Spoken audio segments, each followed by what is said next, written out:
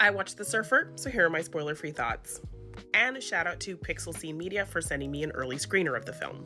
The Surfer is directed by Lorcan Finnegan and sees Nicolas Cage as a man dead set on buying the beachfront Australian home that belonged to his father. It's something he's worked his whole life to do, as he wants to share the same experiences he had with his father living in that home and surfing on that beach with his own teenage son. But when a group of locals violently ban him from the beach, a standoff ensues between him and this group. I think people for the most part know what they're getting with a Nicolas Cage movie. And this film definitely taps into the actor's extreme and quirky choices. Throughout the course of the film, we see him go from determined to desperate, and you feel every bit of it. The film does a really good job of making you kind of feel the descent of this character. The heat, the thirst, the frustration when you see this character potentially being gaslit. But then the film does leave a tiny bit of wiggle room for you to wonder if this character is just losing it. And of course, Nicolas Cage plays to that so well.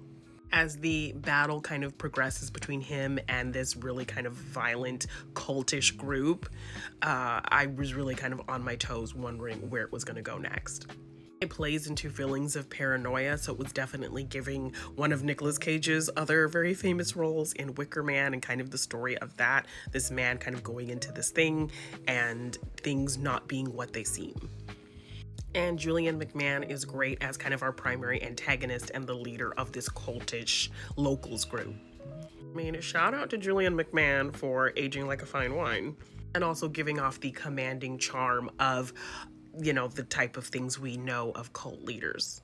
As I mentioned, there are a lot of great visuals that make you kind of feel everything that's going on, the smells, the heat, zooms and focus and heat waves, so we really felt like we were stuck in this parking lot above this beach in the hot Australian sun.